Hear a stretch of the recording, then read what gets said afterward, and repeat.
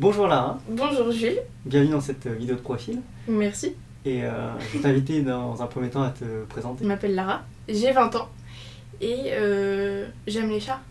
C'est important. C'est important de le dire. Et le chocolat. Donc qu'est-ce que tu fais dans la vie? Je suis en 3e année de licence anglais-espagnol, enfin langue étrangère appliquée. Je suis aussi nounou. Alors pourquoi t'as choisi les langues? J'ai pas choisi les langues parce que, pas parce que j'adore ça, mais en fait à la base je suis venue sur Paris pour faire les cours Florent. Et en fait ma mère elle m'a dit moi j'accepte que tu fasses du théâtre parce que c'est ta passion, mais je veux aussi que tu aies un vrai diplôme à côté. Et du coup je me suis dit, comme les cours Florent elles me demandaient énormément de travail, je vais pas prendre une fac qui me demande beaucoup de travail aussi parce que sinon je serais perdue. Et comme j'avais des facilités en anglais, je me suis dit je vais faire une licence d'anglais, comme ça j'aurais pas beaucoup de travail et je pourrais me mettre à fond dans les cours Florent. D'accord. Et depuis j'ai arrêté les cours Florent. Ah. Donc je suis restée à la fac. Pourquoi t'as arrêté si c'est pas indiscret? Alors j'ai arrêté les cours Florent parce que c'était trop poussé. Mais pas trop poussé dans le genre tu travailles beaucoup et on essaye vraiment d'améliorer ton jeu. Déjà on t'apprend pas à jouer, on t'apprend à ne rien ressentir. Déjà je trouve que c'est totalement contradictoire avec le théâtre. Et on t'apprend à apprendre un texte par cœur à la virgule près. Pour moi c'est pas ça le théâtre, tu vois, je voulais vraiment apprendre à jouer. Les cours Florent ont une super belle image. Ouais. Mais tu sais pas pourquoi. En fait les cours Florent avec Florent c'était vraiment bien. Parce que j'ai ma voisine qui les a fait, donc elle m'a expliqué que c'était pas du tout comme ça. T'es poussée à bout vraiment. Et je me suis dit, pour moi, c'est pas ça le théâtre. Ça a été ma première expérience parisienne, donc je peux te dire que j'adore Paris. C'est vraiment ma ville préférée. Donc, pas du tout. Quelles sont un peu tes passions dans la vie? Les chats. Non, je rigole. Non, j'aime vraiment beaucoup les animaux, c'est vrai. J'aime beaucoup YouTube. Il y a des gens, tu leur dis ma passion c'est YouTube, ils te regardent de travers parce que pour les gens, une passion ça doit être soit une activité physique ou artistique, tu vois, genre de la guitare, de la peinture ou du foot, mais pas regarder des vidéos et rester allongé dans ton lit à rien faire et à bouffer du chocolat. Non, ça c'est pas une passion et pourtant, je suis pas passionnée de rien faire, mais je veux dire, j'aime beaucoup l'audiovisuel et donc du coup j'aime beaucoup YouTube. Tu veux nous parler un peu de tes vidéos du coup? Ouais, si tu veux. Alors moi à la base je voulais faire ma chaîne que sur ce que j'appelle les LRP. Donc en fait je prends un sujet d'actualité, je donne mon avis dessus, mais toujours dans la joie, la bonne humeur, l'humour, tout ça. Et puis là je me suis un peu déportée sur la parodie. Donc je parodie des youtubeuses beauté, des youtubeuses lifestyle. Je parodie tout ce qui est putaclic, des trucs comme ça. Est-ce que tu as des projets sur YouTube? Je viens de lancer mon journal des bonnes nouvelles. J'espère que ce journal aura une longue vie. J'espère vraiment que ça va marcher, que ça apportera vraiment joie et bonne humeur autour de mes abonnés. Je veux pas changer le monde, je veux juste changer le quotidien des gens qui me regardent et puis leur apporter un petit peu de bonnes nouvelles parce qu'il y en a pas assez. On nous dit pas assez ce qui se passe dans le monde. Et tu penses que ce sera une émission mensuelle, c'est ça? Ouais, c'est mensuel. Alors, il y a quelqu'un qui m'a proposé de faire une fois par semaine, ce qui est impossible, parce qu'il n'y a pas assez de bonnes nouvelles dans le monde pour faire une émission par semaine. Peut-être qu'on n'est pas au courant. C'est très dur de rechercher les bonnes nouvelles. Et après, je fais mon journal à la fin, donc c'est pas comme si, 2 jours avant, vas-y, je bosse à fond. Non, c'est un petit peu chaque jour, donc ça va, c'est tranquille. Mais j'aime vraiment bien, moi j'aimais bien le projet, j'ai été soutenue par tout le monde. J'ai eu que des bons retours, même de grands youtubeurs, donc je suis assez contente. Est-ce que tu es heureuse? Bah oui. Et qu'est-ce qui te rend heureuse dans ta vie? Je peux répéter encore la même réponse pour la 5e question. Les chats et le chocolat? Mon chat. Ouais, les chats. Non, c'est con, mais les gens qui m'entourent, forcément. Donc du coup, mon chéri, mon chat, le chocolat. Les séries, je sais pas, on n'a pas à se plaindre, on a tout internet au bout des doigts, on a des gens qui nous aiment, on a des parents, on a à manger, tout va bien. C'est vrai. Donc voilà, non, je suis contente, je suis heureuse. Okay. C'est bien, c'est important d'être heureux dans la vie. Et je dis pas que je suis heureuse tout le temps, il y a des jours où je suis totalement triste, mais et c'est peut-être pas forcément fondé non plus, mais c'est vrai que nous aussi, comme on a tout et on a toujours tout eu, peut-être que moi je fais peut-être un peu trop des montagnes pour rien, tu vois.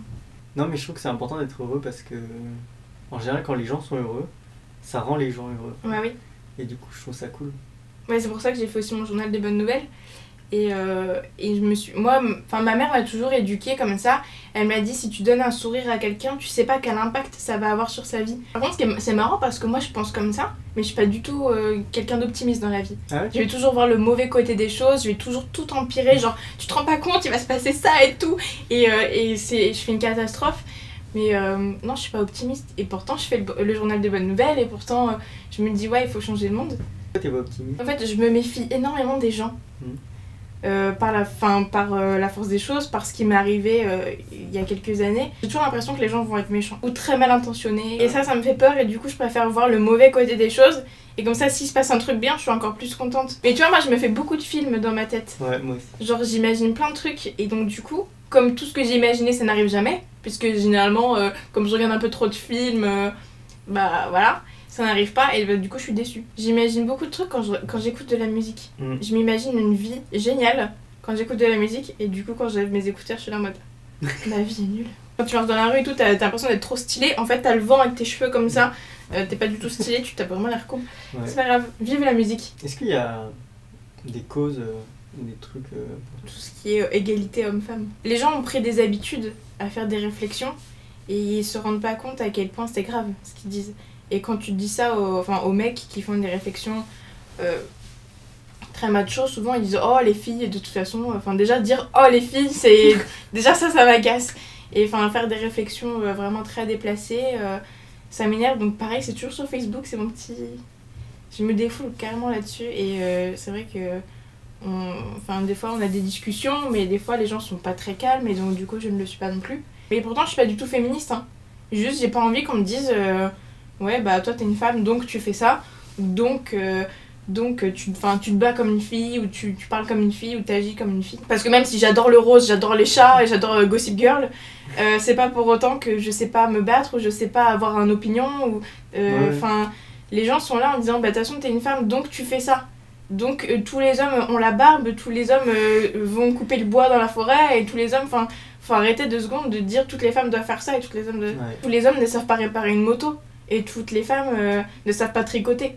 Et pourtant c'est vraiment, les gens pensent que je veux vraiment casser ces codes et ces trucs là qu'il y a sur les sexes. Mais tu voulais parler de l'homophobie? En fait moi ce qui s'est passé, je te raconte un peu ma petite vie. Vas-y. Voilà, on est là pour ça.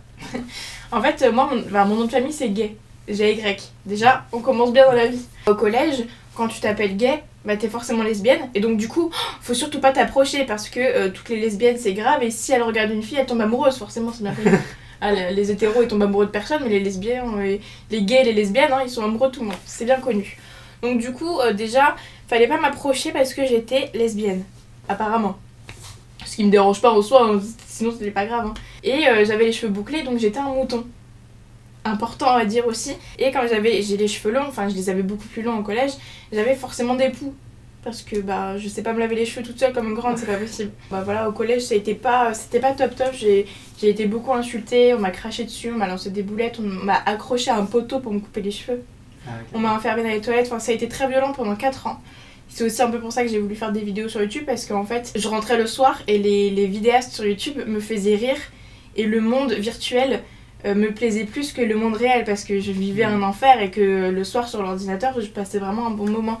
Et je me suis dit bon bah voilà, moi je veux faire ma chaîne YouTube plus tard pour être là pour les gens qui en ont besoin, comme les autres ont été là pour moi en fait. J'ai été beaucoup insultée par rapport à mon nom de famille, et même si je suis pas du tout homosexuelle, bah je pense, je peux pas savoir ce qu'ils ressentent parce que je pense que c'est encore plus violent envers les homosexuels, mais quand t'as subi certaines violences physiques ou verbales comme ça, t'es beaucoup plus attentif à tout ce qui est insulte après envers certains groupes de personnes quoi. Donc c'est pour ça que tout ce qui est homosexuel, donc homophobie, le racisme, tout ça, ça me tient à cœur parce que je sais ce que c'est. Je sais ce que c'est que subir vraiment des insultes et une pression envers qui tu es en fait. Je me bats un peu aussi contre tout ça. D'accord. Voilà, la paix dans le monde, c'est important. Un petit mot pour la fin. Au revoir. Merci à tous d'avoir regardé cette vidéo, et puis je vous retrouve très bientôt dans un prochain live ou dans une prochaine vidéo. Salut!